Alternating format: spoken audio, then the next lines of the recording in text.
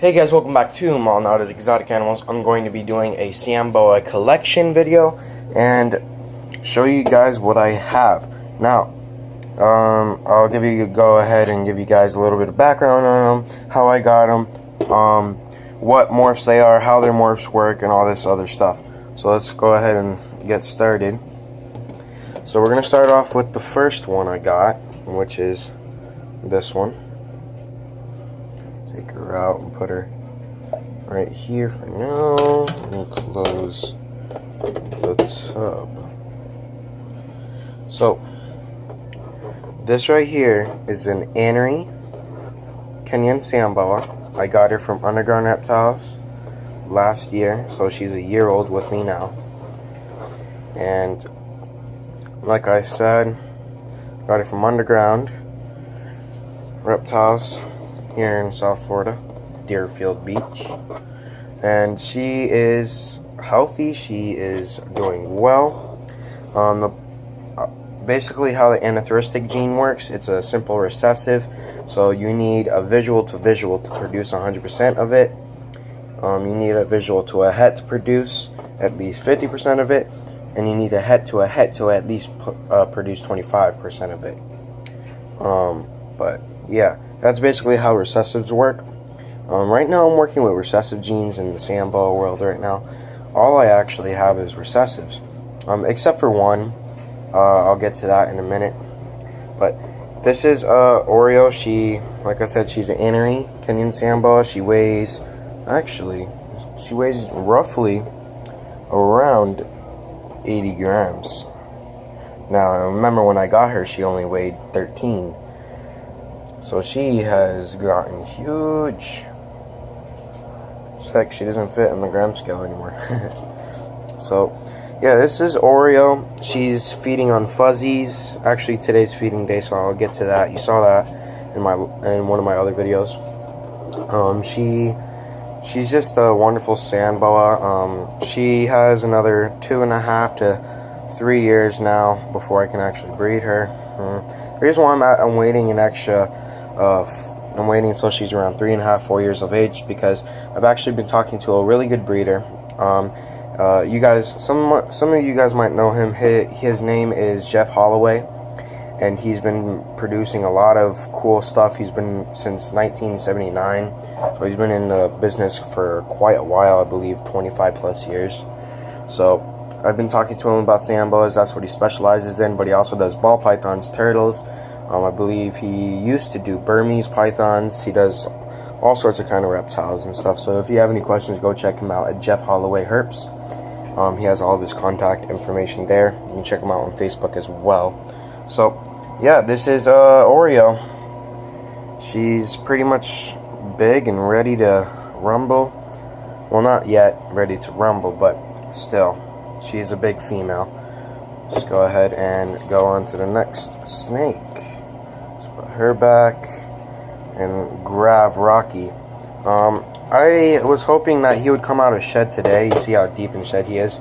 So he's not the prettiest looking right now, but he has gotten big since we have gotten him. Remember when we got him, he was only 7 grams and, you know, maybe 6 inches. Barely fit, and he could fit in the palm of my hand so easily. Look how big he is now. He has gotten huge. And believe it or not, this snake looks like he weighs like 12 grams, but this guy weighs 21 grams. And if you guys do not believe me, I'm going to turn this on. Put him on. Look at that, 21 grams. So basically how I got Rocky, I got him from the jungle, Florida. He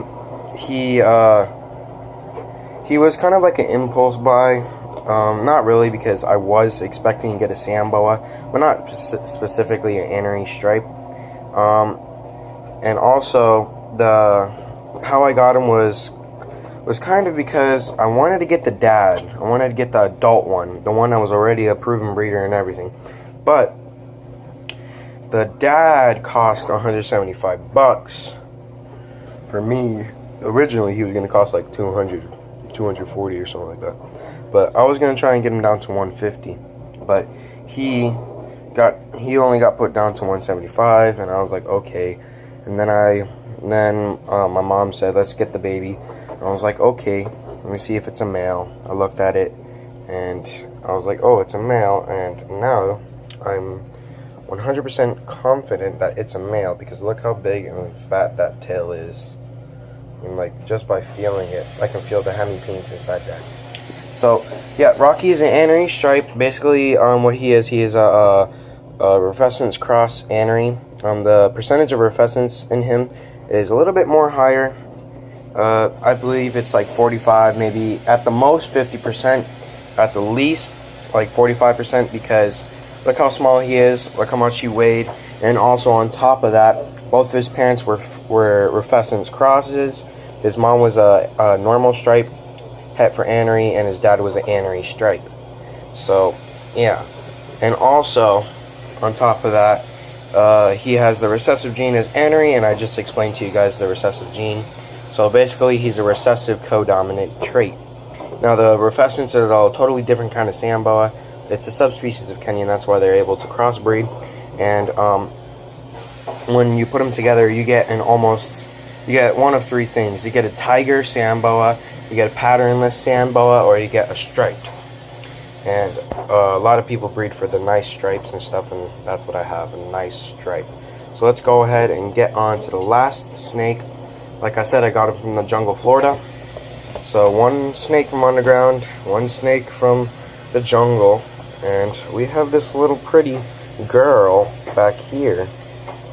This right here is a gem. This right here is my dream sand boa. You guys have seen on my other videos why it's my dream sand boa. So I got her from the jungle, Florida as well. She is a snow Kenyan sand boa, which is obvious, but something else inside of her. See that high white right there? Usually you don't see that on other snows. She is a snow splash sand boa. Now, how this gene works, it's kind of confusing. Even the professionals don't really understand the splash gene. It works as a simple recessive, so she's a triple gene animal, kind of like the snow piebald python. So she has albino, she has Anery, and she has splash, which is kind of a hard gene to hit. So, and what's weird is that this is probably going to be the most common splash you ever see. Just look at the splashing on her, the high white going down her sides. She's just a really phenomenal animal. And I was originally going to get an Anery double het splash, albino splash, but I don't have to do that anymore, because I already got my girl that is snow splash, and I'm going to get a male that's normal splash that is double het for snow. So I'll produce normal splashes, Anery splashes, albino splashes, and of course moolah snow splash.